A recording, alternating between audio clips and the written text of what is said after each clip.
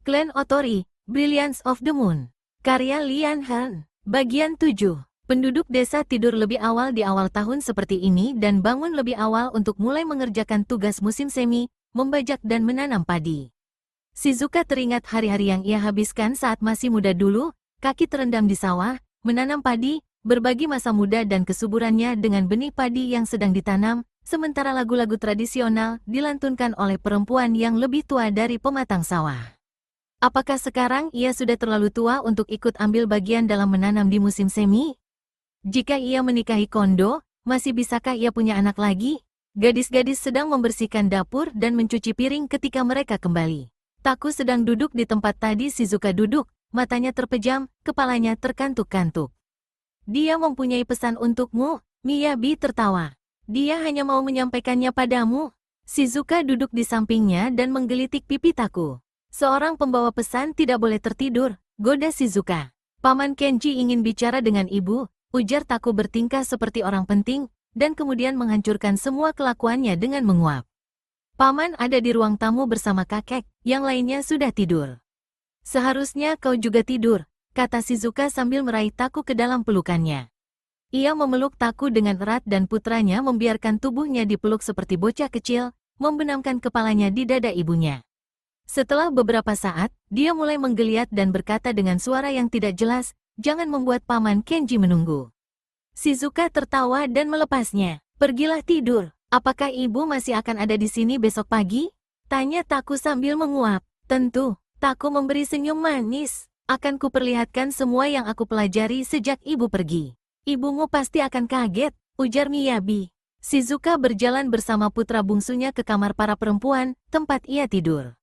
Malam ini ia akan tidur di sisi putranya, mendengar napas kanak-kanaknya sepanjang malam, dan terbangun esok paginya untuk melihat rambutnya yang kusut sehabis bangun tidur.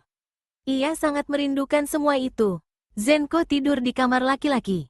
Shizuka dapat mendengar suaranya bertanya pada Kondo tentang pertempuran Kushimoto tempat dia bertempur bersama Arai.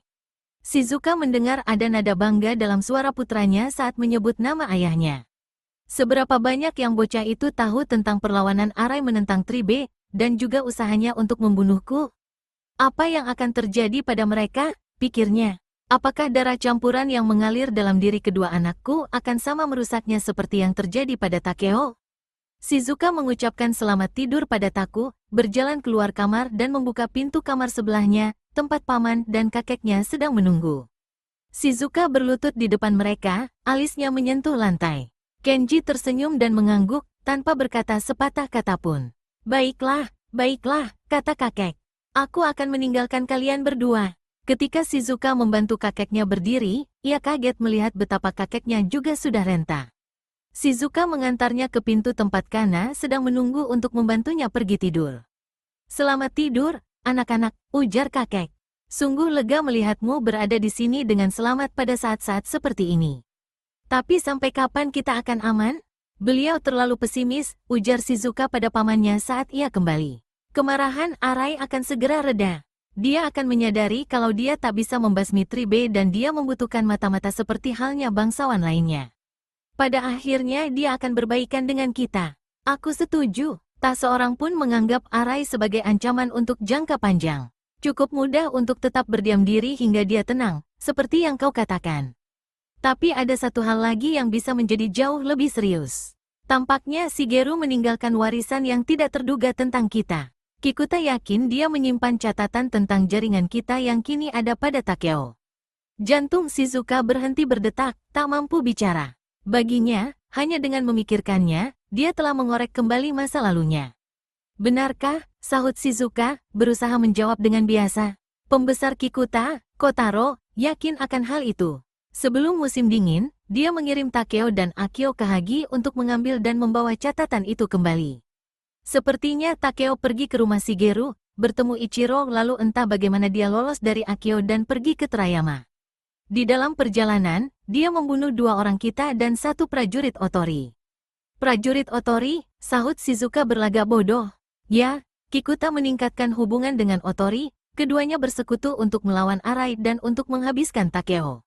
Dan Muto, Kenji menggerutu. Aku belum memutuskan. Shizuka menaikkan alis dan menunggu pamannya meneruskan. Kotaro menduga catatan itu disimpan di biara, dan sepertinya itu masuk akal. Matsuda tua yang licik itu tidak pernah berhenti bersekongkol meskipun sudah menjadi kepala biara. Dia dan Shigeru juga sangat dekat. Aku bisa mengingat kotak tempat Shigeru menyimpannya. Aku tidak menyangka benda itu bisa luput dariku. Satu-satunya alasanku adalah saat itu aku sedang memikirkan hal lain. Kikuta marah besar padaku, dan aku tampak seperti orang bodoh. Kenji meringis penuh penyesalan. Shigeru telah menipuku yang dikenal sebagai penipu. Itu menjelaskan maklumat yang dikeluarkan untuk membunuh Takeo, ujar Shizuka. Tadinya kupikir itu hanya karena ketidakpatuhannya. Kelihatannya kejam, tapi itu tidak mengejutkan. Saat mendengar dia pergi bersama Akio, aku sudah tahu akan timbul masalah. Putriku juga bilang begitu. Dia mengirim pesan saat Takeo masih di rumah kami di Yamagata. Ketika itu terjadi insiden, Takeo mengecoh istriku dan keluar semalaman, tidak terjadi apapun, dan dia kembali keesokan paginya, tapi kemudian Yuki menulis dalam pesannya kalau Takeo dan Akio hampir saja saling bunuh. Oh ya, Akio hampir tewas. Anak buah Muto Yuzuru menariknya keluar dari sungai, nyaris tenggelam dan membeku. Seharusnya Takeo membunuhnya, tatahan Shizuka angkat bicara. Kenji tersenyum tanpa rasa gembira. Kurasa reaksi pertamaku juga begitu. Akio menyatakan kalau dia berusaha mencegah Takeo kabur, tapi kemudian aku tahu dari Yuki kalau Akio telah diperintahkan untuk membunuh Takeo begitu catatan itu ditemukan. Mengapa? Tanya Shizuka, apa untungnya kalau Takeo mati? Tak sesederhana itu. Kemunculan Takeo telah mengganggu banyak orang, terutama di kalangan Kikuta. Ketidakpatuhan serta kenekatannya semakin memperburuk keadaan. Kikuta sepertinya sangat keras, sebaliknya paman tidak terlalu keras pada Takeo, kata Shizuka.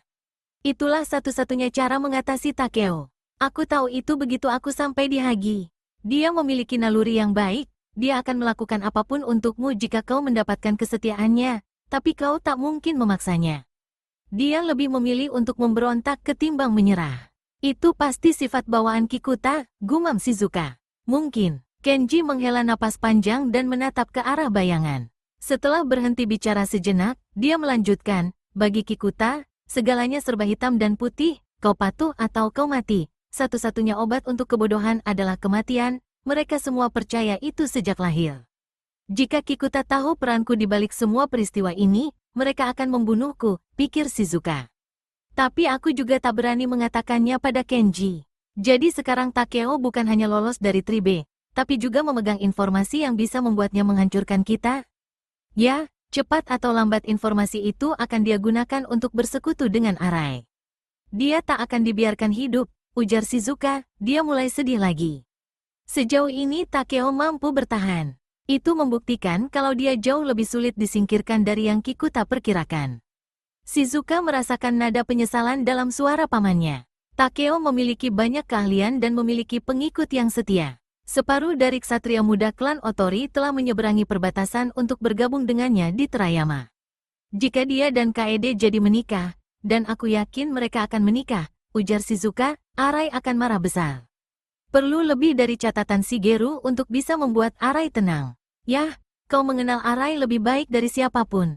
Masih ada juga pertanyaan tentang kedua putranya dan juga tentang kau. Aku tak mengatakan kalau ayah mereka hendak membunuhmu, tapi cepat atau lambat mereka akan tahu. Itu tidak akan mengganggu Taku, dia benar-benar seorang Tribe, tapi Zenko mengidolakan ayahnya.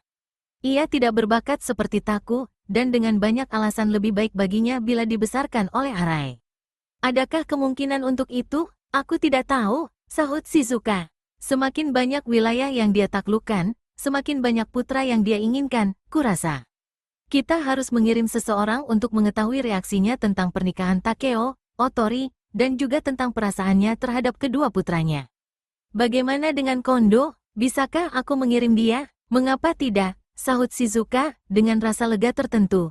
Kondo sepertinya senang padamu. Apakah kau akan menikah dengannya?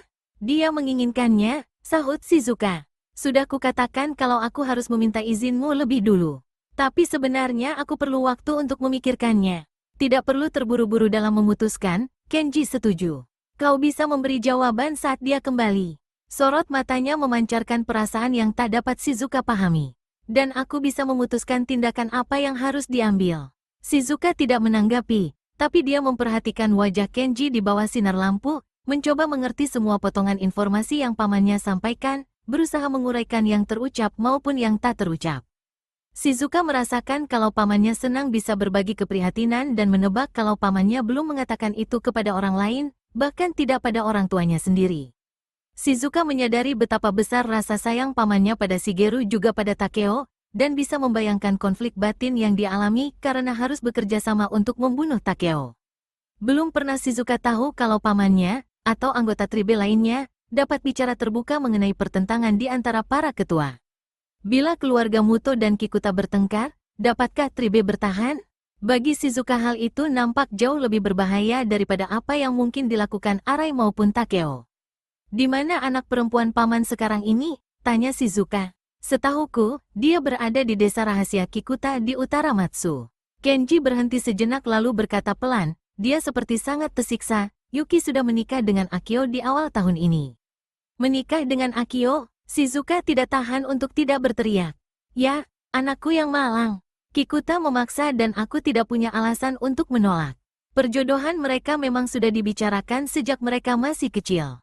Lagi pula aku tidak punya alasan yang masuk akal untuk tidak merestui. Istriku tidak sependapat, dia justru sangat mendukung, apalagi Yuki sudah lebih dulu hamil. Shizuka terperanjat, mengandung anak Akio, Kenji menggelengkan kepala. Shizuka belum pernah melihat pamannya tak mampu bicara seperti ini. Apakah Takeo? Kenji mengangguk, sinar lampu berkelap-kelip, rumah sunyi senyap. Shizuka tak tahu bagaimana harus bereaksi atas cerita pamannya. Ia hanya memikirkan anak Kaede yang telah mati. Shizuka seakan mendengar pertanyaan yang Kaede ajukan padanya di taman di Shirakawa, apakah mereka akan mengambil anakku seperti mereka mengambil Takeo? Bahwa tribe akan mengambil anak Takeo tampak seperti sesuatu yang melawan takdir, kejamnya suratan takdir membuat manusia tidak mungkin untuk berpaling atau mengelak darinya. Kenji menghela napas dalam-dalam dan melanjutkan, Takeo tergila-gila Kaede setelah kejadian di Yamagata, sehingga dia sangat menentang ketua Kikuta dan aku, seperti yang kau duga, aku sangat sedih saat memutuskan untuk menculik Takeo di Inuyama sebelum dia berencana membunuh Iida. Aku telah mengkhianati Shigeru, aku tak dapat memaafkan diriku karena berperan dalam kematiannya. Bertahun-tahun dia menjadi sahabat terdekatku. Namun, demi persatuan, aku melakukan apa yang Kikuta inginkan dan menyerahkan Takeo kepada mereka. Tapi, ini hanya antara kau dan aku akan sangat senang bila aku mati di Inuyama, jika itu dapat menghapus rasa malu yang kurasakan. Aku belum pernah mengatakan hal ini pada siapapun. Sekarang ini Kikuta sedang bergembira karena akan mendapat anak. Yuki mungkin akan melahirkan 7 bulan lagi. Mereka berharap anak itu akan mewarisi keistimewaan kedua orang tuanya. Mereka menyalahkan didikan Takeo yang salah, mereka bermaksud mengasuh sendiri anak itu sejak lahir. Kenji berhenti bicara. Keheningan kian menyelimuti ruangan itu. Katakan sesuatu, keponakanku, meskipun hanya untuk mengatakan kalau aku memang pantas mendapatkannya. Aku tak pantas menghakimi semua yang telah paman lakukan, sahut Shizuka dengan suara rendah. Aku turut prihatin atas semua yang paman alami. Aku terkesima pada cara nasib mempermainkan kita seperti bidak di atas papan catur.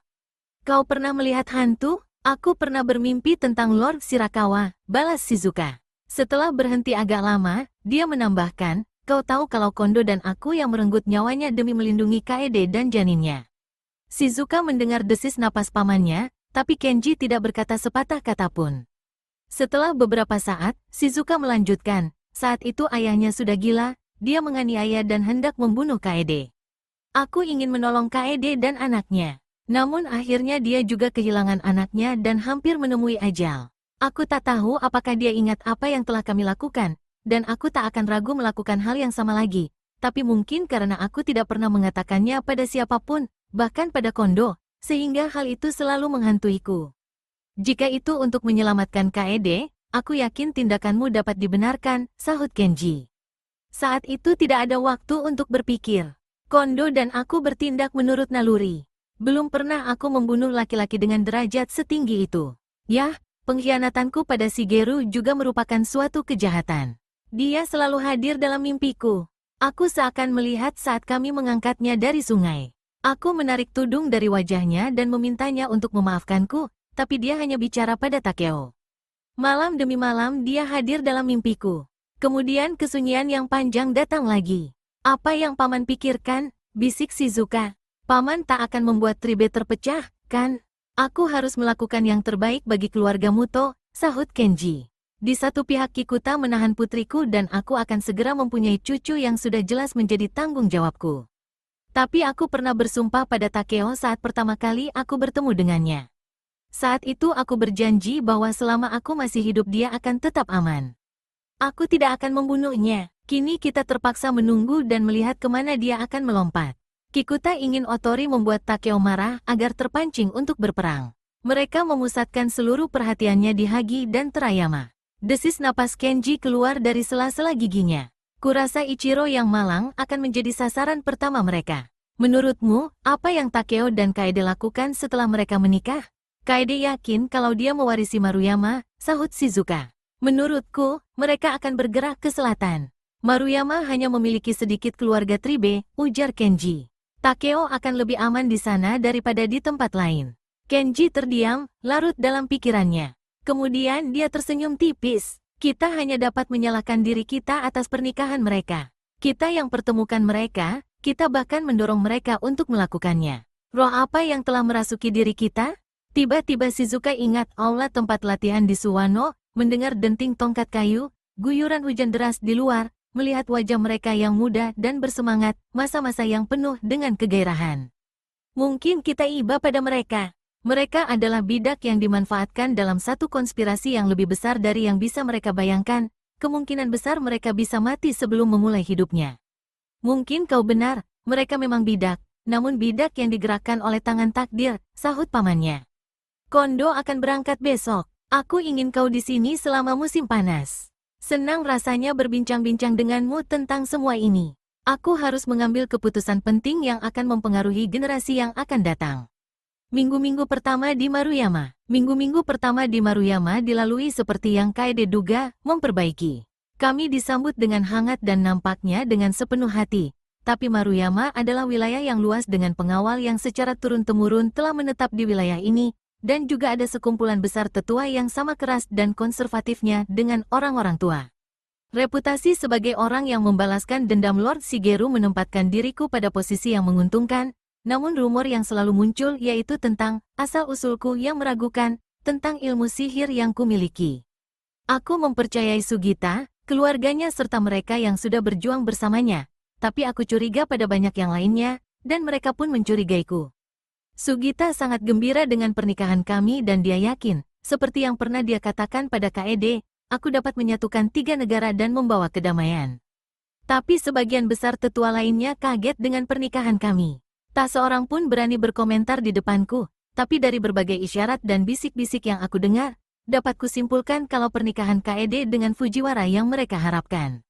Sebenarnya hal itu tidak menggangguku, aku belum tahu sampai sejauh mana kekuatan dan pengaruh bangsawan itu, tapi seperti semua hal lain yang terjadi di musim panas itu, hal itu membuat inderaku makin peka.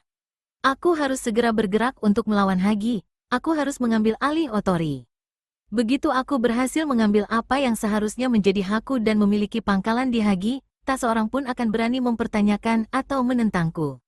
Kini aku dan istriku menjadi petani, setiap hari kami berkeliling dengan menunggang kuda bersama Sugita, memeriksa sawah, hutan, penduduk serta sungai, memerintahkan perbaikan, menyingkirkan pohon yang tumbang, membabat, dan juga menanam. Tanah diawasi dengan baik dan dibuat sistem pajak yang masuk akal dan adil. Wilayah ini memang kaya, meskipun terbengkalai, dengan penduduk yang mau bekerja keras. Mereka hanya perlu sedikit dorongan semangat untuk kembali pada kegiatan normal dan mendapatkan kemakmuran yang pernah mereka nikmati selama dipimpin Lady Maruyama Naomi. Kastil dan kediaman juga terbengkalai, namun setelah Kaede memerintahkan untuk diperbaiki, kedua tempat itu kembali terlihat cantik seperti di masa Naomi dulu. Tikar-tikar diganti, kasa-kasa dicat ulang, lantai kayu dipoles. Di taman berdiri rumah teh yang dibangun nenek Naomi, seperti yang pernah dia ceritakan saat pertama kali aku bertemu dengannya di Chigawa. Naomi pernah berjanji akan mengundangku minum teh di sini, dan ketika bangunan itu selesai diperbaiki dan Kaede menyiapkan teh, aku merasa kalau janji itu kini telah terpenuhi, meskipun Naomi telah tiada. Aku sadar kalau roh Naomi dan Shigeru selalu bersama kami. Seperti yang Kepala Biara katakan saat di Terayama, mereka berdua sepertinya memiliki kesempatan untuk hidup kembali dalam diriku dan Kaede. Kami akan raih impian yang belum berhasil mereka wujudkan. Kami meletakkan sesajian di kuil kecil di dalam kediaman kami, berdoa di depannya setiap hari untuk meminta petunjuk dan pertolongan. Rasa lega yang menyelimuti diriku karena berhasil melaksanakan permintaan terakhir Shigeru, dan Kaede nampak lebih bahagia dari sebelumnya. Seharusnya sekarang ini merupakan saat yang membahagiakan, saat untuk merayakan kemenangan dan melihat negeri dan juga penduduk yang mulai berkembang, tapi aku justru terpaksa untuk melakukan pekerjaan kotor yang sama sekali tak menyenangkan. Sugita berusaha meyakinkan bahwa tidak ada anggota Tribe di dalam kastil, tapi aku lebih tahu karena Shigeru telah mencatat mereka semua, dan aku belum lupa pada orang-orang yang Hiroshi katakan muncul dengan berpakaian hitam-hitam dan membunuh ayahnya. Kami tak menemukan mayat yang seperti itu di antara para korban di Asagawa. Mereka berhasil lari dari pertempuran dan mungkin kini sedang membuntutiku. Dari para keluarga yang terdaftar dalam catatan itu, sebagian besar adalah keluarga Kuroda dan Imai, dan beberapa saudagar yang lebih kaya di keluarga Muto. Sangat sedikit keluarga Kikuta yang ada di wilayah barat. Meskipun aku percaya pada ramalan bahwa hanya putraku yang akan membunuhku, tapi aku tetap siaga atas setiap bunyi, tidak tidur nyenyak, hanya menyantap makanan yang dimasak atau dibuat dalam pengawasan Manami. Aku tidak mendengar kabar apapun tentang Yuki dan tidak tahu apakah anaknya sudah lahir atau apakah bayinya laki-laki. Kaede kecewa karena terus mendapat menstruasi selama musim panas, namun aku merasa lega. Aku sangat menginginkan anak dari Kaede, tapi aku takut pada kesulitan yang akan ditimbulkan. Dan apa yang harus kulakukan jika Kaede melahirkan anak laki-laki? Cara menghadapi Tribe adalah masalah yang terus mengasah otakku.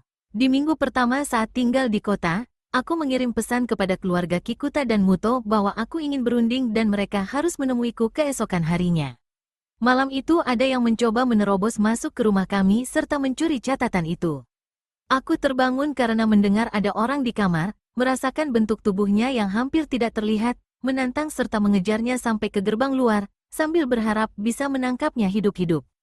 Dia kehilangan kekuatan menghilangnya ketika melompati dinding dan dibunuh para penjaga yang ada di balik dinding sebelum sempat aku cegah.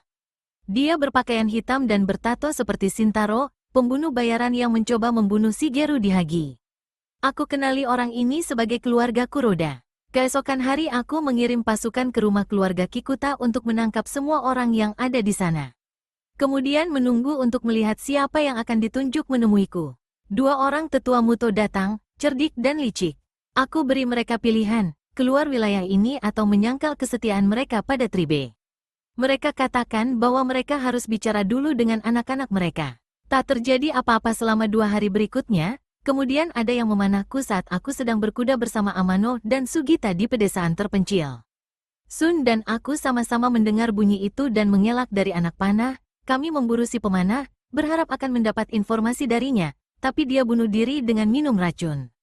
Mungkin dia adalah orang yang Hiroshi lihat, orang yang menyerang perbatasan, tapi aku tak dapat memastikannya. Kini kesabaranku habis. Kupikir Tribe menyangka aku tak akan tega bersikap kejam pada mereka. Semua orang dewasa di keluarga Kikuta akan kuhukum mati dan malam ini aku mengirim patroli ke 50 rumah atau lebih dengan perintah untuk membunuh semua orang, kecuali anak-anak.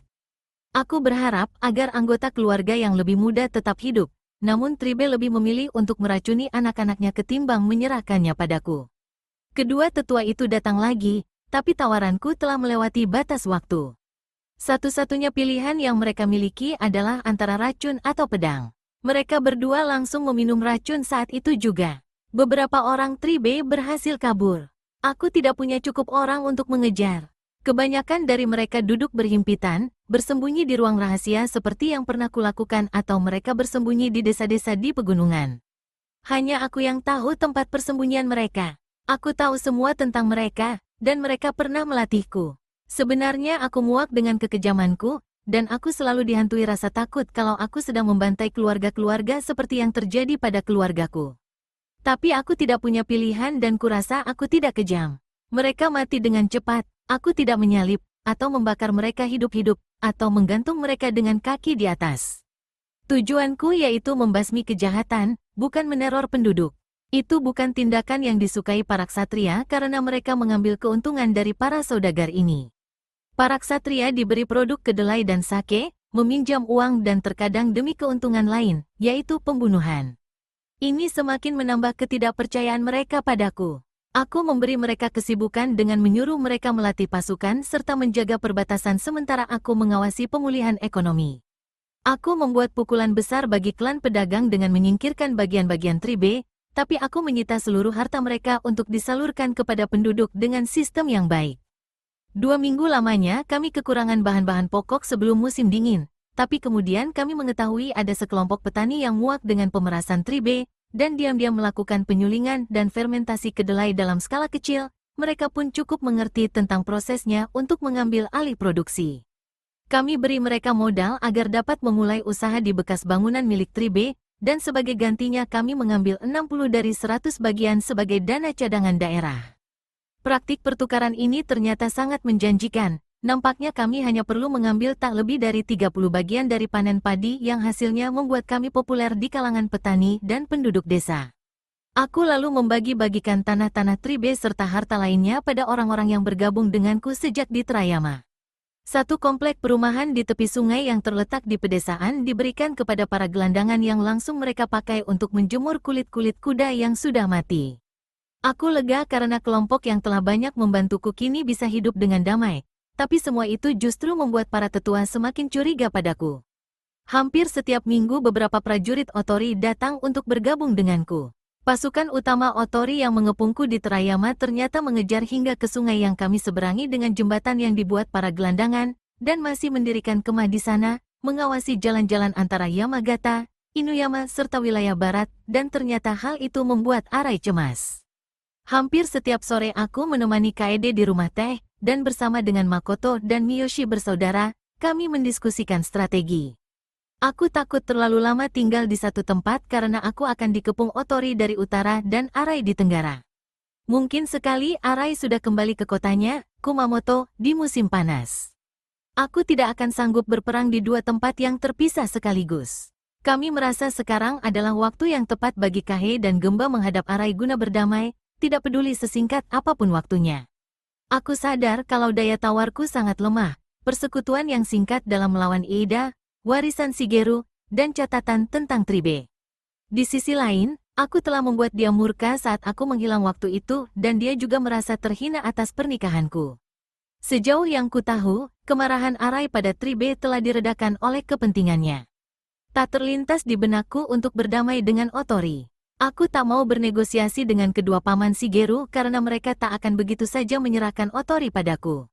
Klan Otori telah begitu terpecah belah hingga hampir terjadi perang saudara.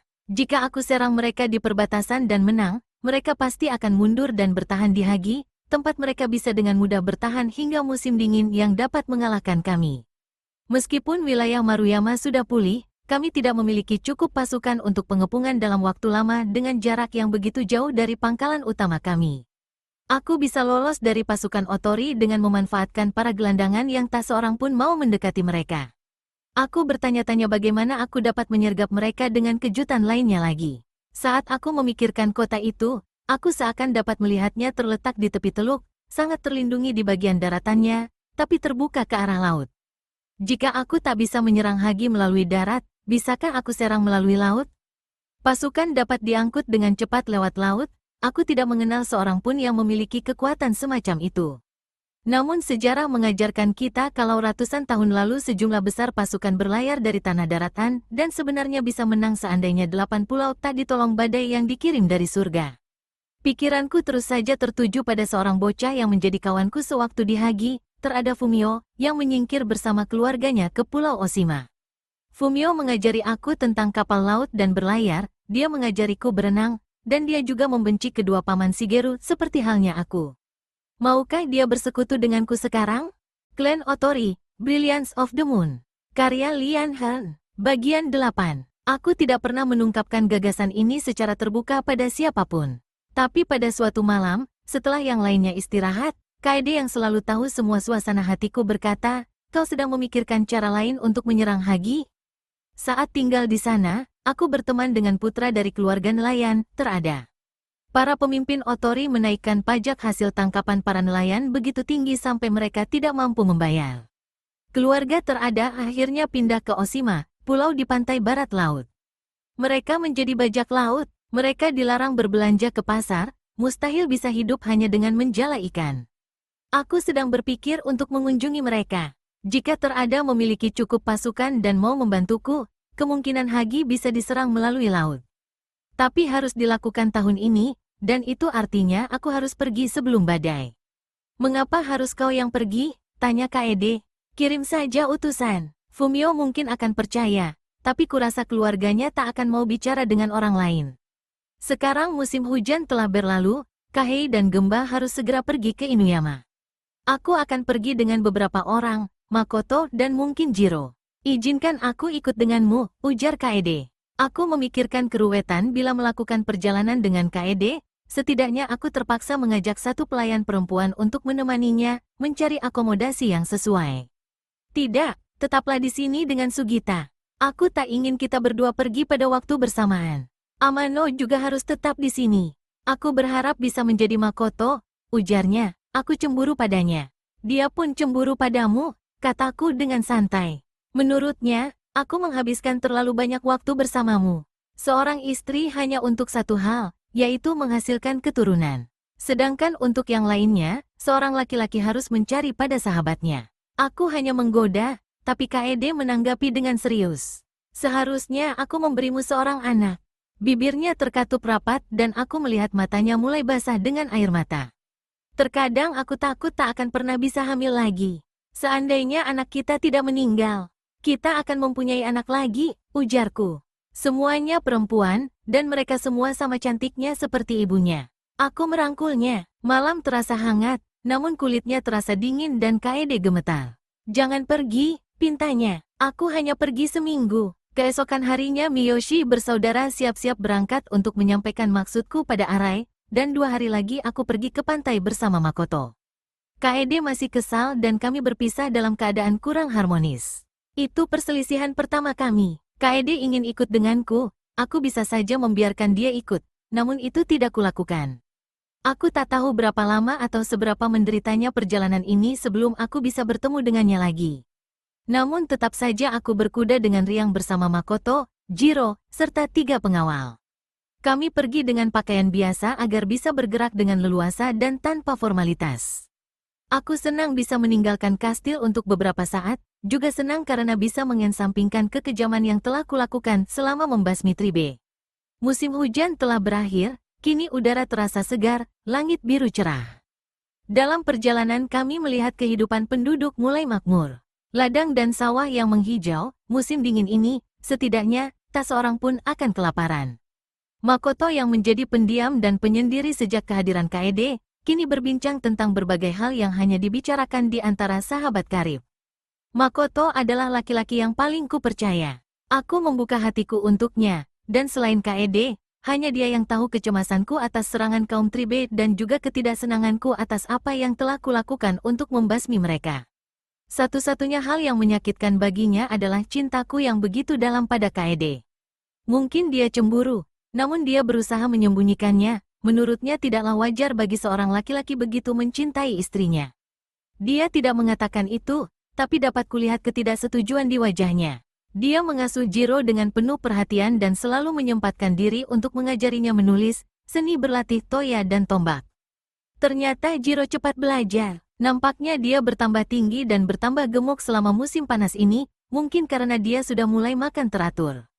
Sesekali aku sarankan dia kembali pada keluarganya di Kibi untuk membantu orang tuanya memanen, namun dia memohon agar tetap diizinkan tinggal. Dia bersumpah akan melayaniku atau Makoto selama sisa hidupnya. Dia tipe kebanyakan putra petani yang ikut serta untuk berperang bersamaku, cerdik, pemberani dan kuat. Kami mempersenjatai mereka dengan tombak panjang dan memasang perisai dada yang terbuat dari kulit. Membagi mereka menjadi kelompok-kelompok berjumlah 20 orang dan setiap kelompok memiliki pemimpin. Siapapun yang memperlihatkan ketangkasan yang sesuai, kami latih menjadi pemanah. Aku menganggap mereka bagian dari asetku yang paling berharga. Pada sore hari ketiga kami tiba di pesisir. Pantainya tidak sesuram di sekitar wilayah Matsu, seperti di penghujung hari saat musim panas, pantainya nampak sangat indah. Beberapa pulau bertebing curam tiba-tiba muncul dari air laut yang tenang dan berwarna biru tua, hampir berwarna nila. Angin laut menggulung permukaan air menjadi ombak berbentuk laksana bilah pedang. Pulau-pulaunya seperti tak berpenghuni, tak ada yang merusak rimbunnya pepohonan cemara dan jedal. Di kejauhan, di balik kabut, terlihat Pulau Oshima. Puncak gunung berapinya tersembunyi di balik awan. Di belakangnya, tidak terlihat, terbentang kota Hagi. Kurasa itu sarang naganya, ujar Makoto. Bagaimana kita akan ke sana? Dari tebing tempat kuda kami berdiri, jalanan menurun ke teluk kecil di mana ada desa nelayan, beberapa gubuk, perahu-perahu yang ditambatkan di bebatuan yang hitam dan kuil untuk menyembah dewa laut. Kita bisa naik perahu dari sini, kataku dengan ragu, karena tempatnya nampak tidak berpenghuni. Api unggun yang digunakan nelayan untuk mendapatkan garam dari air laut tidak lebih dari tumpukan kayu gelondongan yang hitam gosong. Aku belum pernah naik perahu, teriak Jiro, kecuali untuk menyeberangi sungai. Aku juga belum pernah, gumam Makoto saat kami menarik tali kekang untuk mengarahkan kuda ke desa. Penduduk desa sudah melihat kedatangan kami dan langsung bersembunyi. Saat kami mendekati kampung itu, mereka mencoba melarikan diri. Keindahan tempat itu ternyata menipu, aku banyak melihat orang miskin di 3 negara, tapi desa ini jauh lebih miskin dan lebih menyedihkan. Pengawalku berlari mengejar orang yang jatuh tersandung. Orang itu menggendong seorang anak berumur sekitar 2 tahun. Pengawalku dapat menangkapnya dengan mudah. Anaknya meraung-raung, sedangkan ayahnya ketakutan. Kami tidak bermaksud menyakiti atau mengambil apapun darimu, ujarku. Aku mencari orang yang bisa memanduku ke Oshima. Orang itu menatapku sekilas, rasa tak percaya nampak di wajahnya. Salah seorang pengawalku menarik tangannya lebih keras. Jawab bila Yang Mulia bertanya padamu. Yang Mulia? Menjadi seorang bangsawan tak akan menyelamatkannya dari terada. Kalian tahu kami sebut apa Oshima? Pintu neraka. Neraka atau bukan, aku harus ke sana, sahutku. Dan aku bersedia membayar. Apa gunanya uang perak bagi kami? Ujarnya getir. Jika ada yang tahu aku memiliki uang perak, mereka akan membunuhku lalu mengambilnya. Aku tetap hidup karena aku tak punya apapun yang pantas dicuri. Para bandit sudah menculik istri dan putri-putriku. Putraku tak bisa mencegah ketika ibunya diculik. Aku merawat lukanya dengan kain compang camping yang dicelupkan ke air asin. Aku mengunyah ikan dan memberinya makan dari mulutku sendiri seperti burung laut. Aku tidak bisa meninggalkannya untuk pergi bersama Anda, pergi menyerahkan diri ke Oshima. Kalau begitu cari orang yang bisa mengantarku, ujarku. Begitu kembali ke Maruyama, kami akan mengirim pasukan untuk menghancurkan para bandit. Wilayah ini telah menjadi milik istriku, Shirakawa Kaede. Kami akan membuat daerah ini aman. Tidak peduli daerah ini milik siapa, Yang Mulia tak akan pernah kembali dari Oshima. Ambil anaknya, perintah Makoto kepada pengawal dengan gusar, sambil berkata pada si nelayan, anakmu akan mati bila kau membangkang. Ambil saja dia, pekiknya. Bunuh dia, memang seharusnya aku sudah bunuh dia dengan tanganku sendiri. Lalu bunuh saja aku agar penderitaanku berakhir. Makoto turun dari kuda untuk mendekati bocah itu. Bocah itu bergelayut di leher ayahnya seperti monyet sambil menangis. Lepaskan mereka, perintahku sambil turun dari kuda, kemudian memberi tali kekang pada Jiro.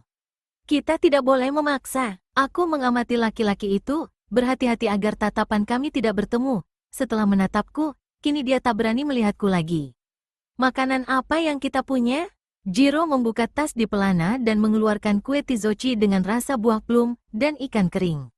Aku ingin bicara denganmu, ujarku pada laki-laki itu. Maukah kau dan anakmu duduk makan bersamaku? Dia menelan air liur dengan susah payah, tatapan matanya tertuju ke makanan. Bocah itu menciumi ikannya dan menoleh. Sang ayah mengangguk. Lepaskan dia, perintahku pada pengawal dan mengambil makanan dari Jiro. Di luar salah satu gubuk ada perahu yang terbalik. Kita duduk di sana. Aku berjalan dan dia mengikutiku hingga ke perahu itu. Aku duduk dan dia berlutut dekat kakiku, menunduk. Dia menaruh anaknya di atas pasir dan menekan kepala anaknya agar menunduk juga. Bocah itu sudah berhenti menangis, tapi tetap terisak-isak dengan kerasnya. Aku mengeluarkan makanan dan menggumamkan doa pertama hiden pada makanan itu dengan tetap memperhatikan wajah laki-laki itu. Bibirnya membentuk kata-kata. Dia tidak mengambil makanannya. Anaknya berusaha meraih makanan itu, lalu mulai meraung lagi. Ayahnya berkata, jika Anda hendak menjebakku, semoga Sang Rahasia mengampuni Anda. Dia memanjatkan doa yang kedua, kemudian mengambil makanan itu. membelahnya menjadi beberapa bagian, lalu menyuapi anaknya. Paling tidak anakku bisa merasakan nasi sebelum dia mati. Aku tidak berusaha menjebakmu. Aku mengulurkan lagi nasi kepadanya, yang dijejalkan ke dalam mulut. Aku Otori Takeo, pewaris klan Otori. Tapi aku besar di antara kaum Hiden dan nama masa kecilku adalah Tomasu. Semoga dia memberkati dan menjaga Anda, ujarnya, sambil mengambil ikan dari tanganku. Bagaimana Anda tahu aku orang Hiden? Saat mengatakan kalau seharusnya kau sudah membunuh putramu lalu bunuh diri, kau terlihat seperti sedang berdoa. Aku sering berdoa pada Sang Rahasia untuk mencabut nyawaku. Tapi Anda tahu bahwa terlarang bagiku untuk bunuh diri atau membunuh. Kalian semua di sini kaum Hiden? Ya, secara turun-temurun, sejak guru pertama datang dari tanah daratan. Sebelumnya kami tak teraniaya seperti ini. Perempuan penguasa wilayah ini, yang meninggal tahun lalu, dulunya melindungi kami. Sejak kematiannya, para bandit dan bajak laut menjadi berani dan jumlahnya pun semakin banyak. Mereka tahu kalau kami tidak boleh melawan. Dia membelah sepotong ikan, lalu dia berikan kepada anaknya. Sambil menggenggam potongan ikan, bocah itu menatapku. Pinggiran matanya merah, wajahnya kotor dan tercoreng bekas air mata. Tiba-tiba dia tersenyum ceria padaku. Seperti yang kukatakan, istriku mewarisi daerah ini dari Lady Maruyama. Aku bersumpah padamu kami akan membersihkan daerah ini dari semua bandit dan mengamankannya untukmu. Aku mengenal putra terada di Hagi dan aku harus bicara padanya. Ada satu orang yang dapat membantu Anda. Dia tidak punya anak, dan ku dengar dia pernah ke Oshima. Akan ku coba untuk mencarinya. Pergilah ke kuil. Para rahib telah lari, jadi tak ada seorang pun di sana. Tapi Anda dapat menggunakan bangunannya. Jika orang itu bersedia membantu, dia akan datang malam ini. Butuh waktu setengah hari berlayar ke Oshima dan Anda harus berangkat saat air pasang, pagi atau malam. Aku serahkan hal itu padanya. Kau tak akan menyesal telah membantuku, kataku. Untuk pertama kalinya senyum terpancar di wajahnya. Yang mulia mungkin akan menyesal begitu sampai di Oshima. Aku berdiri dan berjalan menjauh. Aku baru berjalan sejauh 10 langkah saat dia memanggilku, Tuan. Lord Otori. Saat aku menoleh, dia berlari menghampiriku, anaknya berjalan terlatih-tatih di belakangnya, masih menghisap ikan. Dia berkata dengan canggung, Anda akan membunuh lagi? Ya, sahutku, aku pernah membunuh dan akan membunuh lagi, meskipun aku dikutuk karena melakukannya. Semoga dia mengampunimu, bisiknya. Matahari terik berwarna merah terang mulai tenggelam dan membentuk bayangan di sepanjang bebatuan pantai yang hitam. Burung-burung laut bersahutan dengan suara parau yang memilukan seakan jiwanya telah hilang. Ombak menarik bebatuan dengan helaan yang berat.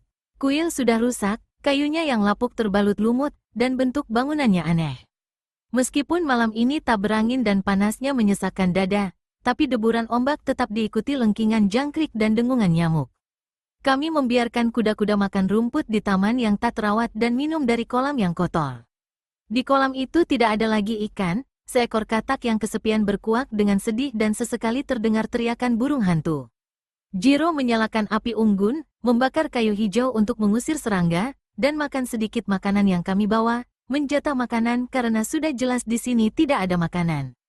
Aku menyuruh pengawal tidur lebih dulu, kami akan bangunkan mereka saat tengah malam. Aku mendengar suara mereka berbisik-bisik selama beberapa saat, namun tak lama kemudian napas mereka menjadi teratur. Jika orang itu tidak datang, lalu bagaimana? Tanya Makoto. Dia akan datang, sahutku. Jiro terdiam di pinggir api unggun dengan kepala terkantuk-kantuk. Berbaringlah, Makoto menyuruhnya, dan saat bocah itu dengan cepatnya tertidur, dia berkata dengan pelan padaku, apa yang kau katakan sehingga nelayan itu mau membantu? Aku memberi makan anaknya, jawabku. Terkadang itu saja sudah cukup. Lebih dari itu, dia mendengarkan kau bicara seakan kalian bicara dengan bahasa yang sama. Aku mengangkat bahu, kita tunggu apakah orang itu akan muncul. Makoto berkata, sama seperti gelandangan itu. Dia berani mendekatimu seolah dia berhak atas sesuatu darimu, dan berbicara denganmu seperti orang yang sederajat. Aku ingin membunuhnya atas tingkahnya yang menghina di sungai, tapi kau mendengarkannya dan dia mendengarkanmu. Joan pernah menyelamatkan aku dalam perjalanan ke Terayama. Kau bahkan tahu namanya, kata Makoto. Aku belum pernah mengenal nama satu gelandangan pun seumur hidupku. Mataku terasa pedih karena asap api. Aku diam membisu. Belum pernah aku katakan padanya kalau aku lahir dan besar di kalangan kaum Hiden. Aku pernah ceritakan itu pada Kaede, tapi tidak pada orang lain. Kau pernah bercerita tentang ayahmu, ujar Makoto. Aku tahu kalau dia memiliki campuran darah Tribe dan Otori. Tapi kau belum pernah menyebut tentang ibumu. Siapa dia sebenarnya? Ibuku seorang petani dari Mino. Sebuah desa kecil di pegunungan di seberang Inuyama, di perbatasan 3 negara. Tak seorang pun pernah mendengar keberadaan desa itu. Mungkin itu sebabnya aku memiliki ikatan kuat dengan gelandangan dan nelayan. Aku berusaha bicara dengan santai. Aku tidak ingin memikirkan tentang ibuku. Aku telah jauh meninggalkan hidupku dengannya, juga dari kepercayaan yang diajarkan saat aku kecil, sehingga saat memikirkannya membuat aku merasa tidak nyaman. Aku bukan hanya selamat di saat semua penduduk desaku mati, tapi aku tidak lagi mempercayai pada ajaran yang mereka pertahankan sampai mati. Kini aku memiliki tujuan lain, kepentingan yang jauh lebih mendesak. Dulu, dia sudah meninggal. Dalam kesunyian, taman yang terbengkalai, asap api unggun, desahan air laut, situasi mulai tegang di antara kami. Dia ingin mengetahui rahasiaku yang paling dalam, aku ingin membuka hatiku padanya. Di saat ini, di saat yang lainnya tidur nyenyak dan hanya kami berdua yang masih terjaga di tempat yang menakutkan ini, mungkin hasrat juga merayap masuk. Aku selalu sadar akan rasa sayangnya padaku, itu sesuatu yang pernah kuandalkan, layaknya kesetiaan Miyoshi bersaudara, layaknya cintaku pada Kaede. Selalu ada Makoto di duniaku. Aku membutuhkannya. Hubungan kami mungkin telah berubah sejak dia menenangkan diriku di Terayama. Tapi saat ini aku ingat betapa kesepian dan rapuhnya diriku setelah kematian Shigeru. Aku seakan ingin mencurahkan isi hatiku padanya.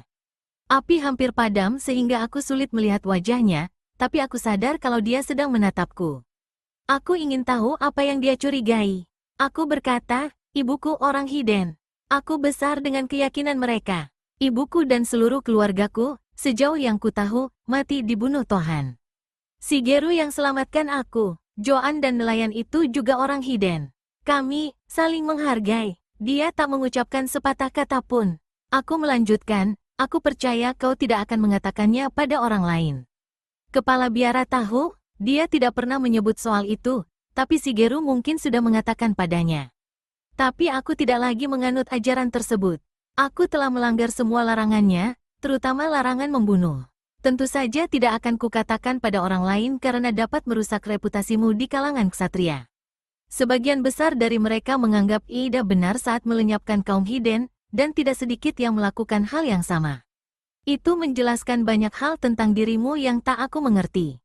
Kau, sebagai ksatria dan biarawan, pengikut sang pencerah, pasti membenci Hiden. Rasa bencinya tidak sebesar kebingungan kami oleh kepercayaan mereka yang misterius. Aku hanya tahu sedikit tentang mereka dan apa yang aku tahu sekarang mungkin merubah pandanganku tentang mereka. Kelak, di saat tenang, kita akan diskusikan masalah ini. Dalam nada bicaranya, aku sadar kalau dia berusaha untuk tetap bersikap rasional, agar tidak menyakiti hatiku. Hal penting yang ibuku ajarkan yaitu welas asih, ujarku, welas asih dan tidak boleh berlaku kejam. Namun sejak saat itu, aku diajarkan untuk melenyapkan rasa welas asih dan juga untuk menjadi kejam. Semua itu adalah syarat untuk menjadi penguasa dan juga dalam peperangan, sahutnya. Itu adalah jalan nasib yang membimbing kita. Di biara kami juga diajarkan untuk tidak membunuh, tapi itu hanya dilakukan oleh orang yang sudah tua. Bertarung untuk mempertahankan diri, untuk membalaskan dendam pemimpin, untuk mewujudkan kedamaian serta keadilan bukanlah dosa. Itulah yang Shigeru ajarkan kepadaku. Keheningan melanda, dan saat itu kupikir dia hendak menenangkan diriku. Tiba-tiba aku merasa ingin sekali berbaring dan dipeluk seseorang. Aku bahkan bergerak sedikit untuk mendekat padanya, tapi dia justru menjauh. Sambil bangkit berdiri, dia berkata, tidurlah. Aku akan berjaga-jaga sebentar, sebelum membangunkan pengawal untuk berganti jaga. Aku tetap berada di dekat api unggun untuk mengusir nyamuk. Tapi mereka tetap saja berdengung di sekeliling kepalaku. Gelombang air laut tak henti-hentinya bergemuruh dan kemudian surut di bebatuan. Aku merasa gelisah dengan apa yang telah kuungkapkan, dengan diriku yang tanpa kepercayaan dan dengan apa yang akan Makoto pikirkan tentang diriku sekarang. Layaknya anak kecil, aku ingin sekali dia meyakinkanku kalau hal itu tak akan ada bedanya. Aku merindukan Kaede. Aku takut akan hilang di sarang naga di Oshima dan tak akan pernah bertemu dengan istriku lagi.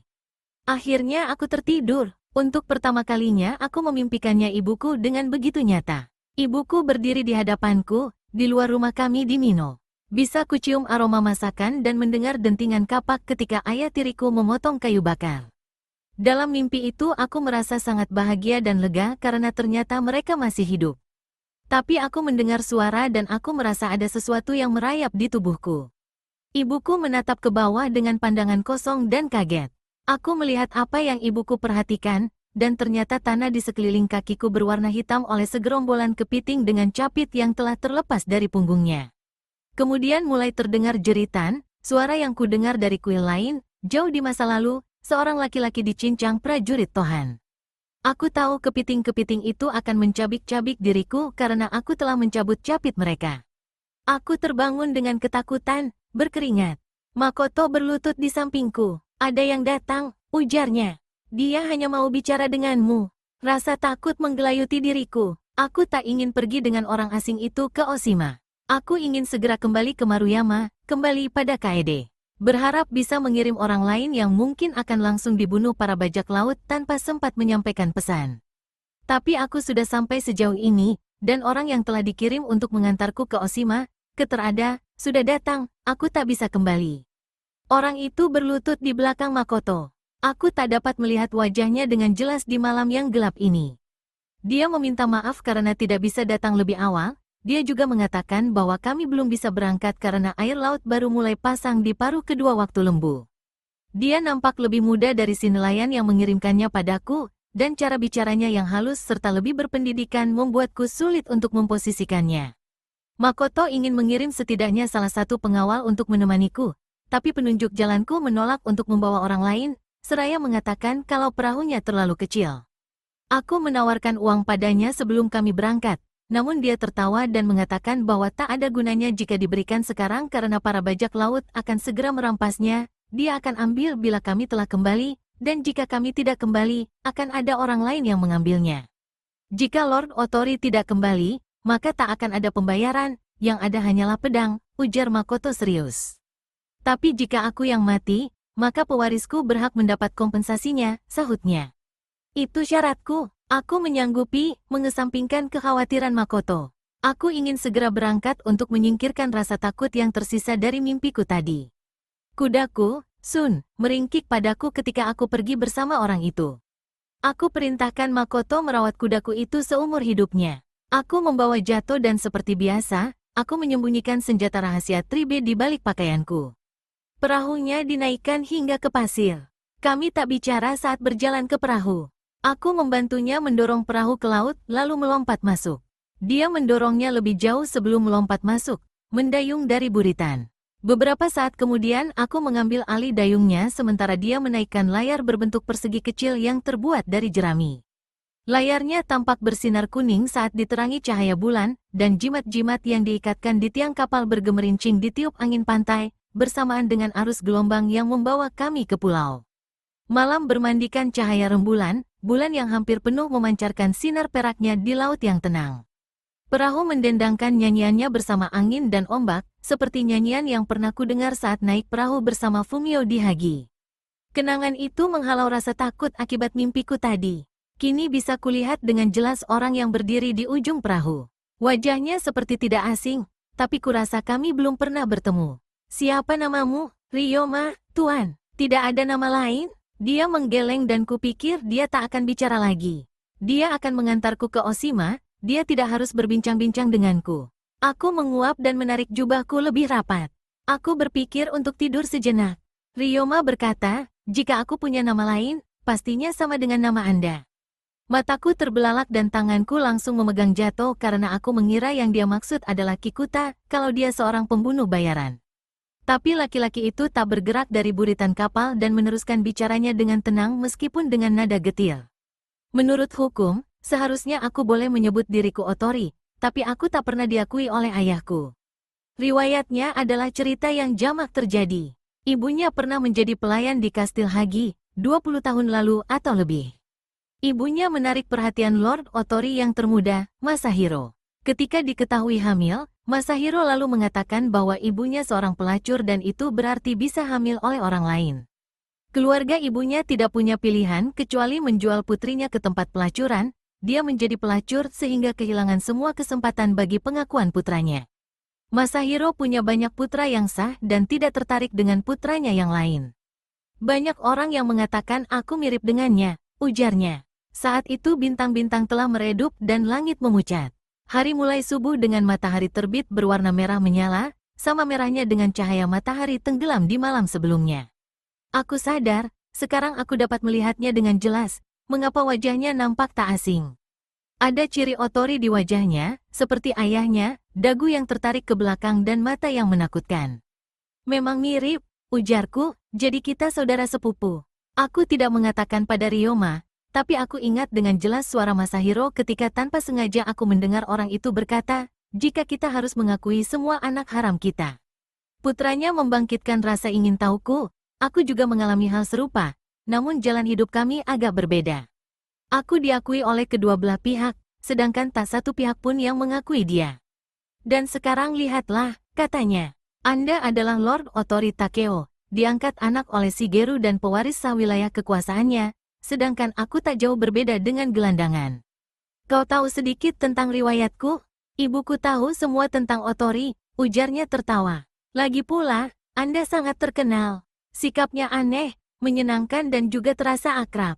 Aku menduga dia dibesarkan dengan pengharapan yang tidak realistis serta gambaran-gambaran palsu tentang statusnya, mengatakan tentang kerabatnya, para pemimpin Otori, membuatnya bangga dan tak puas, tidak bisa menghadapi kenyataan dalam hidupnya.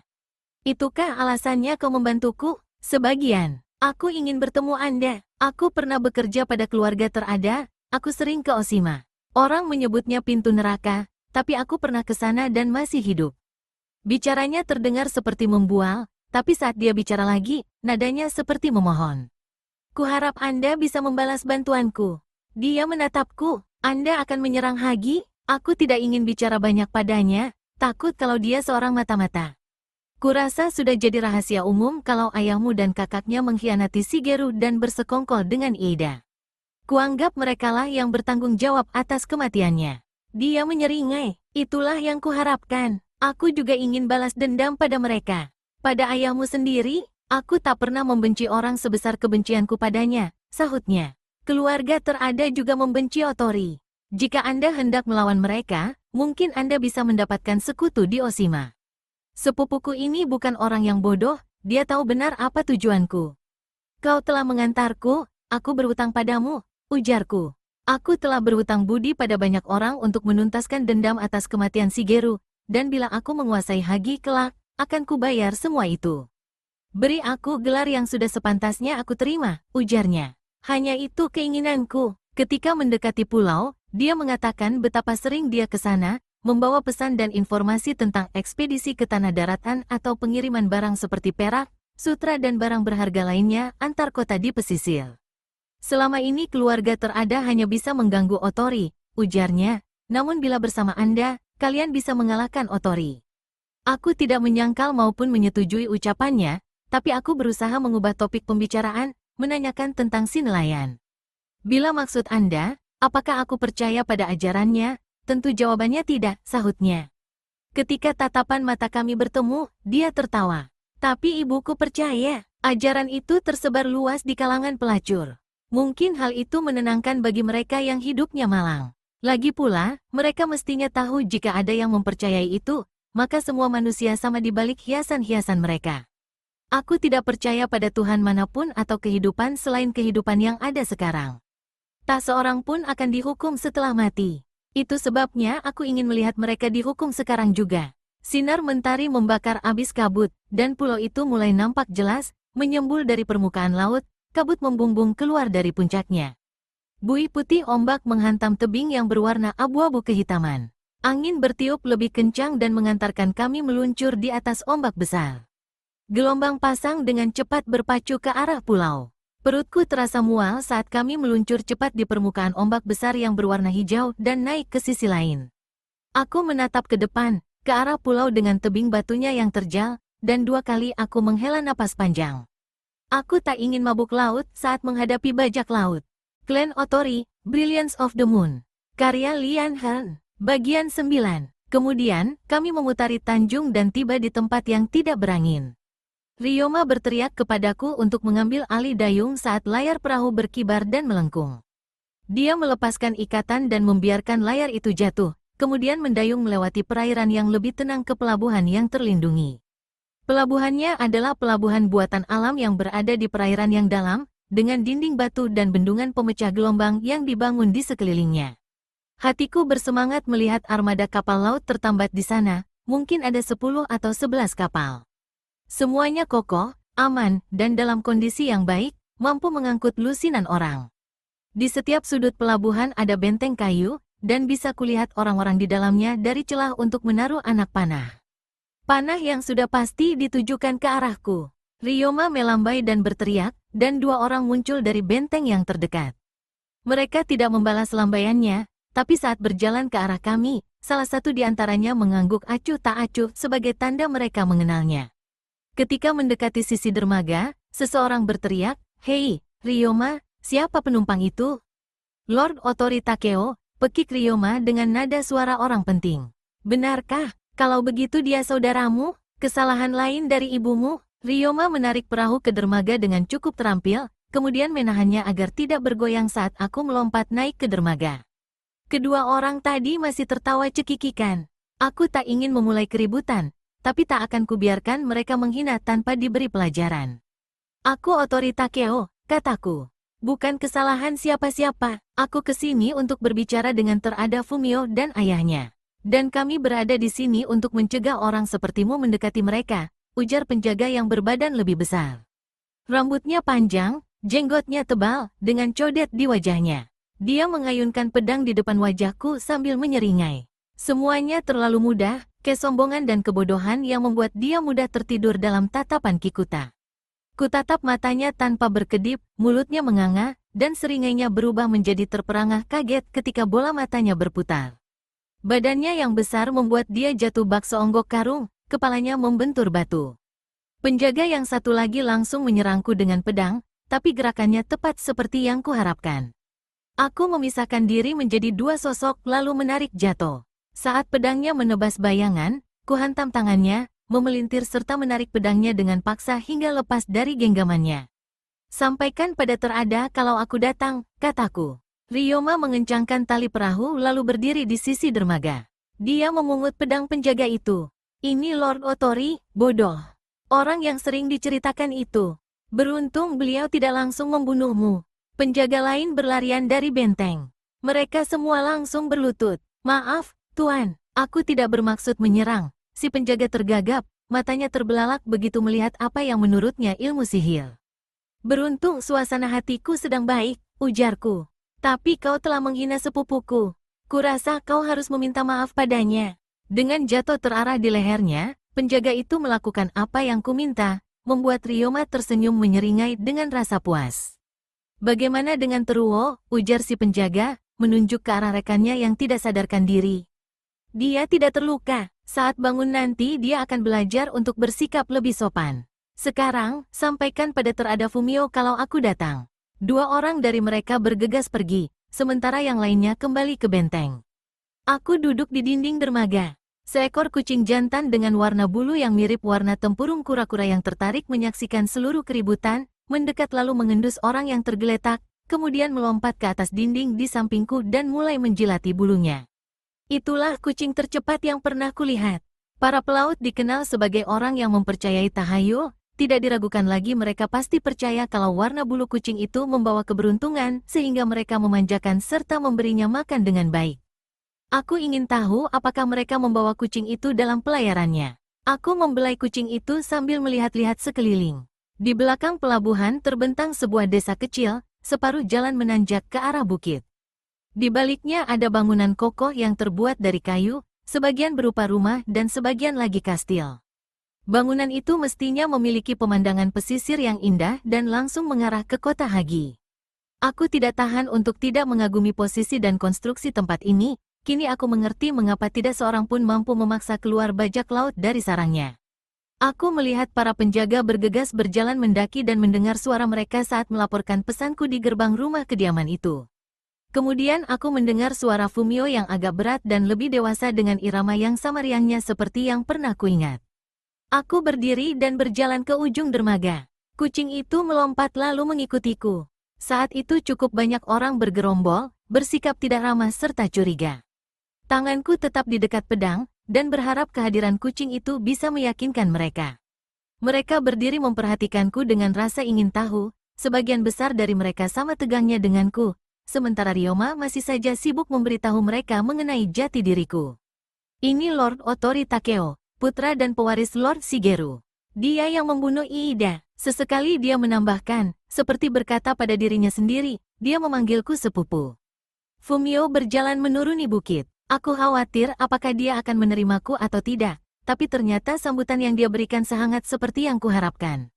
Kami berpelukan layaknya saudara. Dia nampak lebih tua, berkumis dan tubuhnya lebih kekar sehingga bahunya tampak berisi, bahkan dia terlihat sama sehatnya dengan kucing tadi, namun wajah yang riang serta sinar matanya yang lincah tidak berubah.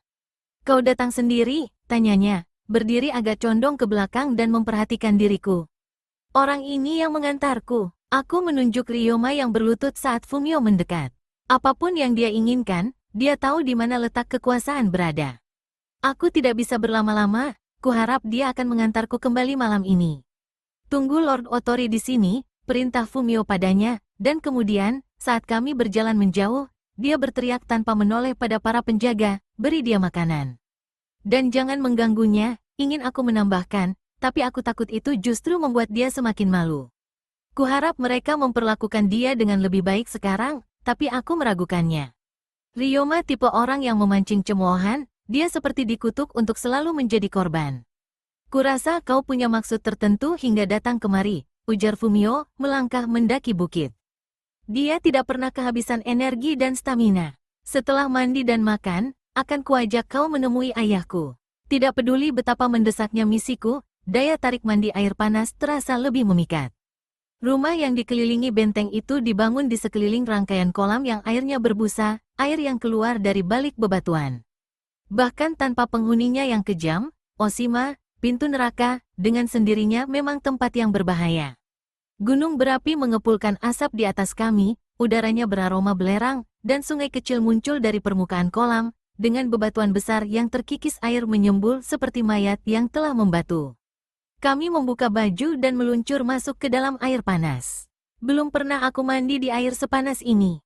Kulitku terasa seperti akan terkelupas. Setelah menderita selama beberapa hari, kini sensasinya tak bisa dilukiskan. Airnya membasuh abis kelelahanku setelah berhari-hari menunggang kuda dan tidur yang tidak nyenyak, juga perjalanan semalaman di perahu.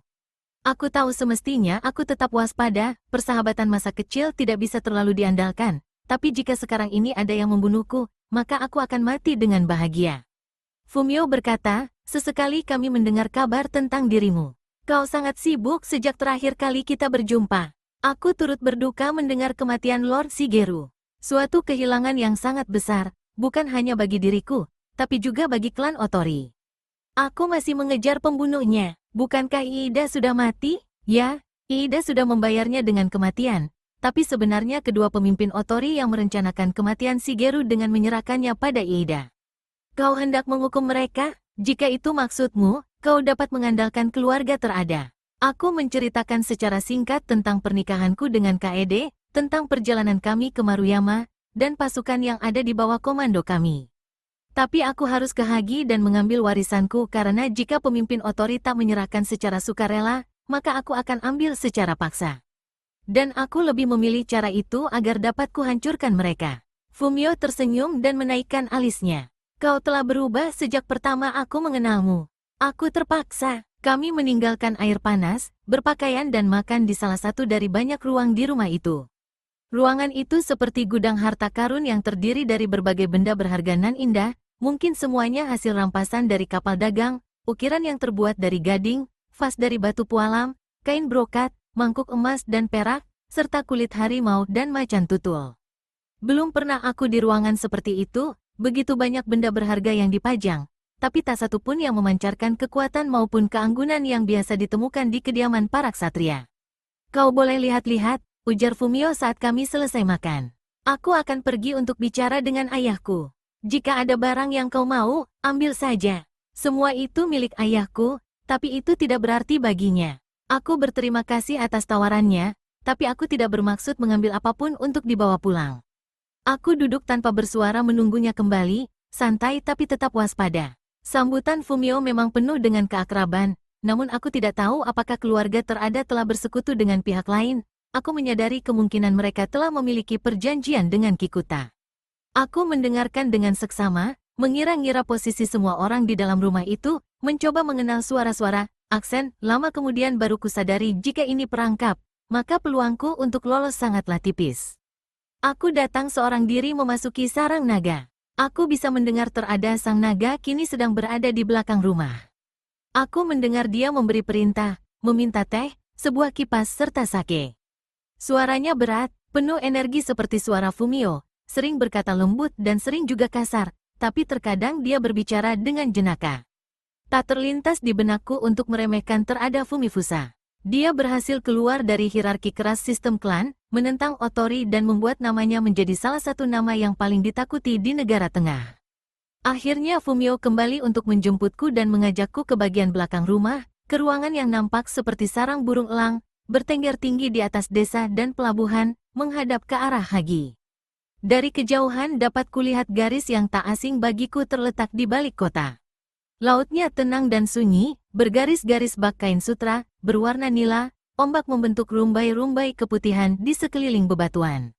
Seekor burung elang melayang di bawahnya. Belum pernah aku berada di ruangan seperti ini.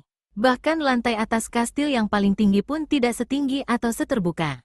Aku ingin tahu apa yang akan terjadi jika badai musim gugur datang melaju ke pesisir pantai. Bangunannya dinaungi oleh lekukan pulau, untuk membangun tempat seperti ini, sama saja dengan menyatakan diri sebagai bangsawan. Terada duduk di atas kulit harimau yang menghadap ke arah jendela yang terbuka. Di sampingnya, di atas meja pendek, terdapat peta dan coretan-coretan yang mirip catatan keberangkatan kapal laut, serta sebuah tabung yang tak mirip seruling bambu. Seorang juru tulis berlutut di salah satu ujung meja, tinta batu di hadapannya, kuas di tangannya. Aku membungkuk pada terada dan menyebut nama serta asal-usulku. Dia balas menunduk dengan sopan. Bila ada orang yang memegang tampuk kekuasaan di tempat ini, tak diragukan lagi dialah orangnya. Aku banyak mendengar tentangmu dari putraku, ujarnya. Kau disambut baik di sini. Dia memberi isyarat agar aku masuk dan duduk di sampingnya. Saat aku melangkah masuk, juru tulis membungkuk hingga dahinya menyentuh lantai dan tetap bersikap begitu. Aku dengar kau mengalahkan salah seorang anak buahku tanpa menyentuhnya sedikit pun.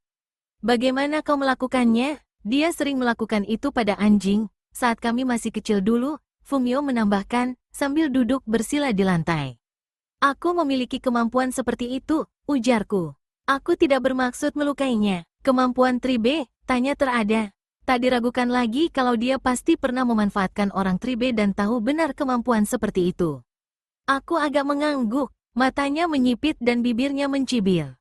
Perlihatkan caramu melakukannya. Dia mengulurkan tangan dan memukul kepala juru tulis dengan kipasnya. Lakukan pada orang ini. Maaf, ujarku. Kemampuanku yang rendah ini tidak layak dipertontonkan.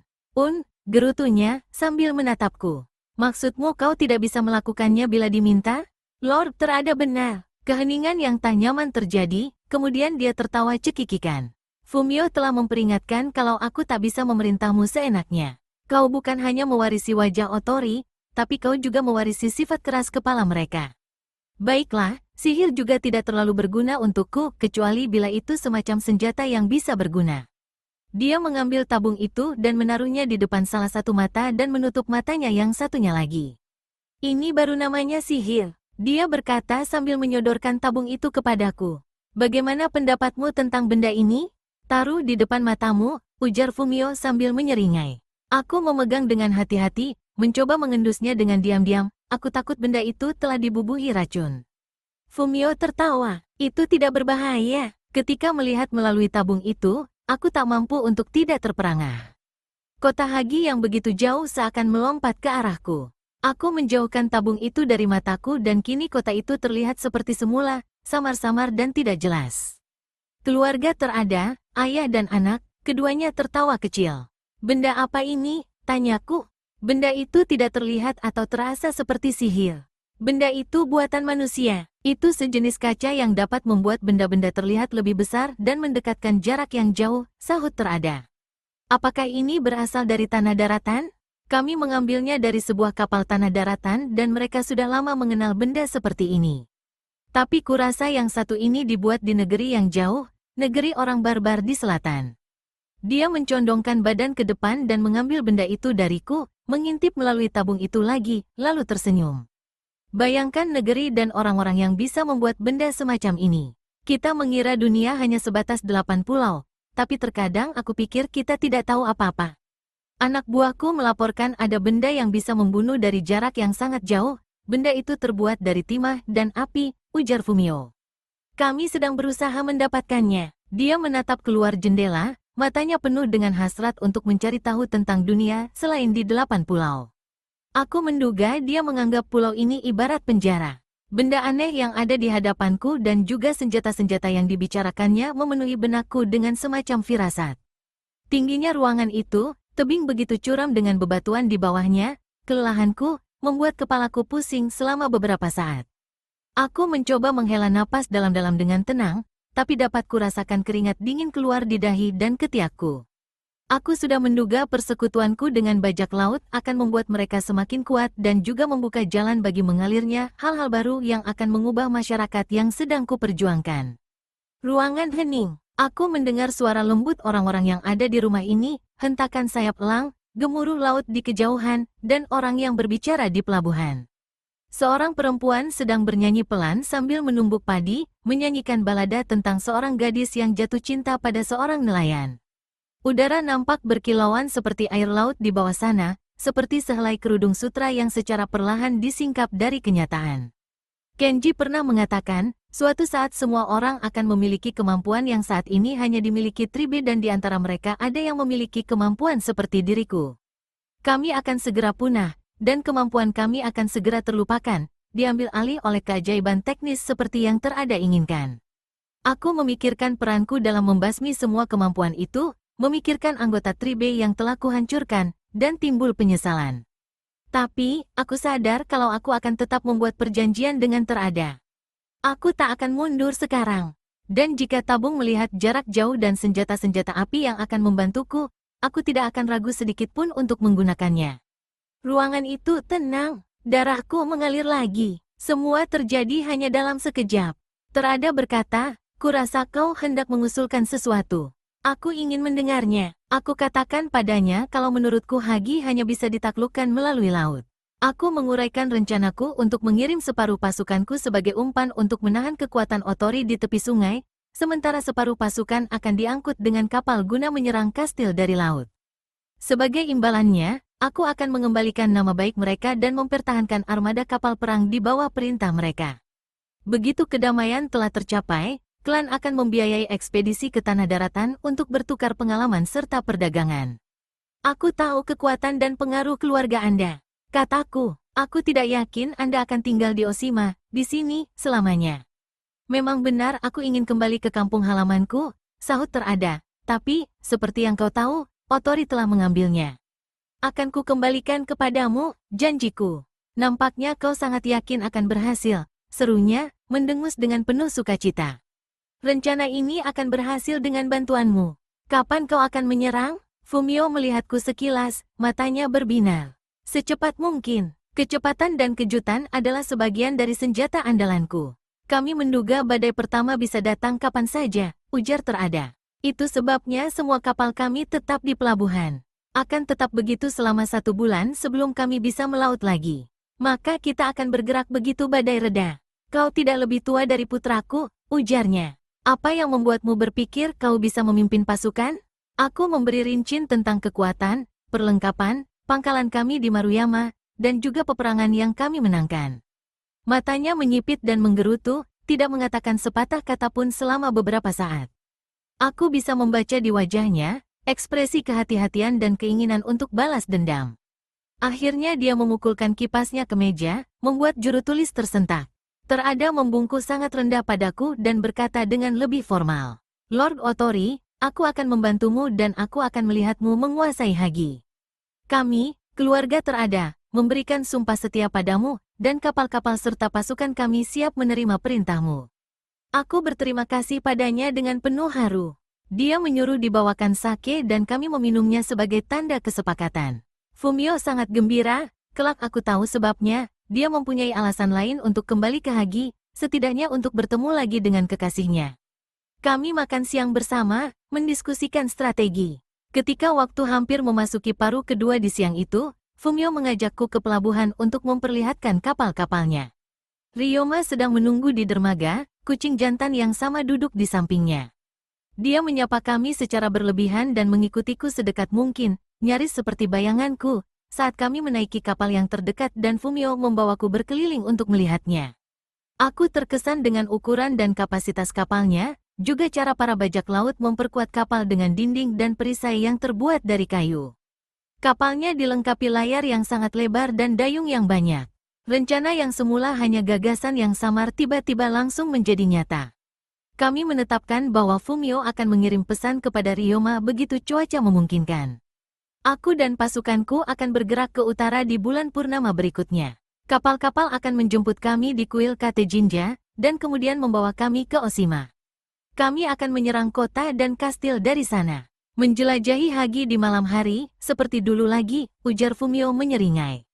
Rasa terima kasihku tak akan pernah cukup atas bantuanmu. Pasti kau yang memohon pada ayahmu untuk membantuku. Aku tak perlu melakukannya, dia bisa melihat semua keuntungan bila bersekutu denganmu dan mengakui dirimu sebagai pewaris klan yang sah. Tapi kurasa dia tak akan setuju bila bukan kau yang kemari, sendirian. Dia terkesan padamu, dia menyukai keberanian. Sejak awal aku tahu kalau aku harus datang sendiri, tapi itu justru membebani diriku.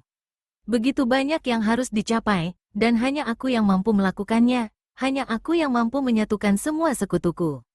Fumio ingin aku tinggal lebih lama lagi, tapi saat ini aku justru sedang bersemangat untuk kembali ke Maruyama, untuk memulai persiapan, dengan segala upaya untuk mencegah serangan Arai. Lagi pula, aku tak mempercayai cuaca. Udaranya tenang secara tidak wajar dan langit terselubung awan berwarna biru keabu-abuan, agak menghitam di kaki langit. Ryoma berkata, jika kita berangkat sekarang, kita akan terbantu lagi oleh air pasang. Fumio dan aku berpelukan di sisi dermaga dan aku menaiki perahu kecil itu. Kami melambaikan tangan sebagai tanda perpisahan dan bertolak ke laut, membiarkan gelombang pasang membawa kami menjauhi pulau. Ryoma terus menatap langit yang kehitaman dengan gelisah, dan angin mulai bertiup saat kami belum jauh dari Oshima. Beberapa saat angin bertiup kencang, menghempaskan air hujan ke wajah. Kami tak bisa bergerak maju menantang angin hanya dengan dayung, dan layar langsung terenggut saat kami berusaha menaikkannya. Ryoma berteriak, kita harus kembali. Aku tidak bisa berdebat meskipun jiwaku terpuruk dalam keputusasaan karena memikirkan akan lebih terlambat pulang. Dia berusaha memutar balik perahu yang ringkih dengan dayung. Semakin lama gelombang semakin tinggi, gelombang hijau besar menghempas, kami seakan jatuh ke jurang yang dalam. Wajah kami sama hijaunya dengan ombak, dan pada hempasan keempat atau kelima kalinya, kami pun muntah di waktu yang bersamaan. Bau muntahan nampak sangat lemah bila dibandingkan dengan besarnya ombak dan angin. Angin topan membawa kami kembali ke arah pelabuhan, dan kami berjuang untuk mengarahkan perahu ke pintu masuk pelabuhan. Semula kupikir kami tak akan pernah sampai, kupikir kekuatan badai itu akan membawa kami ke laut terbuka, tapi dengan adanya tempat bernaung di bagian teduh dari pulau itu, menyempatkan kami untuk mengendalikan perahu di balik bendungan laut. Tapi di tempat itu pun kami belum lepas dari bahaya. Gelombang di pelabuhan seperti tong air yang mendidih. Perahu kami terpelanting ke arah dinding, tertarik lagi, dan kemudian terhempas ke dinding dengan hentakan yang membuat mual. Perahu terbalik, aku sadar kalau sedang berjuang di bawah air, melihat permukaan air di atasku, dan berusaha berenang mencapai permukaan. Ryoma berada beberapa kaki dariku. Aku melihat wajahnya, mulutnya terbuka, seolah berteriak minta tolong. Kurai dan kucengkram pakaiannya lalu menariknya ke atas. Kami berdua naik ke permukaan. Dengan terengah-engah Ryoma menghirup udara dan mulai panik, memukul-mukul permukaan air dengan tangannya, lalu memegang erat leherku sehingga hampir mencekikku. Berat tubuhnya menarikku tenggelam lagi. Aku tak bisa membebaskan diri dari pegangannya. Aku memang bisa menahan napas dalam waktu yang lama, namun cepat atau lambat, bahkan dengan seluruh kemampuan Tribe yang kumiliki, tetap saja aku harus menghirup udara. Jantungku mulai berdenyut kencang dan paru-paruku terasa sakit. Aku berusaha melepaskan diri dari cengkramannya, mencoba meraih lehernya agar aku dapat melumpuhkannya, agar kami berdua bisa keluar dari air. Aku berpikir jernih, dia sepupuku, bukan putraku, jadi tidak bisa membunuhku. Tapi mungkin saja ramalan itu salah. Aku tidak percaya akan mati tenggelam. Pandanganku mulai samar, kadang hitam dan dipenuhi sinar putih, dan kepalaku terasa sangat nyeri. Aku ditarik menuju kehidupan berikutnya, pikirku, lalu wajahku keluar dari permukaan air dan menghirup udara dalam-dalam. Dua anak buah Fumio juga ada di air bersama kami, diikat dengan tali yang ditambatkan di dermaga. Mereka berenang mendekat, kemudian menarik rambut kami. Mereka menarik kami ke daratan di atas bebatuan tempat di mana kami muntah lagi. Hampir seluruh yang dimuntahkan adalah air asin. Keadaan Ryoma lebih buruk dariku. Layaknya sebagian besar pelaut dan nelayan, dia tidak bisa berenang dan sangat takut tenggelam. Hujan seakan tumpah ruah dari langit, benar-benar melenyapkan garis pantai. Kapal-kapal bajak laut berderit saat terombang-ambing oleh ombak. Fumio berlutut di sampingku. Jika kau bisa berjalan, kita segera masuk sebelum badai semakin memburuk. Aku bangkit, tenggorokanku terasa sakit dan mataku pedih, namun aku tidak terluka. Jatuh dan senjataku yang lain masih ada di ikat pinggangku. Tak ada yang dapat kulakukan dengan cuaca seperti ini, tapi diriku dipenuhi kecemasan. Berapa lama badainya akan berlangsung? Kurasa ini bukan badai yang sebenarnya, mungkin hanya badai lokal. Kurasa besok pagi sudah reda. Ternyata Fumio terlalu optimis. Badai berlangsung selama 3 hari, dan selama 2 hari selanjutnya gelombang laut terlalu besar untuk diarungi perahu Ryoma yang kecil. Lagi pula perahunya perlu diperbaiki, dan itu perlu waktu 4 hari setelah hujan reda. Fumio bermaksud mengantarku dengan menumpang salah satu kapal bajak laut, tapi aku tak ingin terlihat di atas perahu mereka ataupun bersama mereka. Aku takut strategiku akan terlihat oleh mata-mata. Aku melewati hari-hari dengan gelisah, memikirkan Makoto. Apakah dia akan menunggu? Apakah dia akan kembali ke Maruyama? Akankah dia meninggalkan aku karena dia sudah tahu aku orang Hiden? Aku bahkan lebih cemas lagi memikirkan Kaede. Aku tidak bermaksud berpisah begitu lama darinya. Fumio dan aku memiliki banyak kesempatan untuk berdiskusi tentang kapal dan navigasi, bertempur di laut, persenjataan para pelaut, dan sebagainya. Kemanapun aku pergi selalu diikuti oleh kucing jantan yang sama ingin tahunya seperti diriku. Aku memeriksa semua kapal dan perlengkapan yang mereka miliki dan bahkan lebih terkesan lagi pada kekuatannya.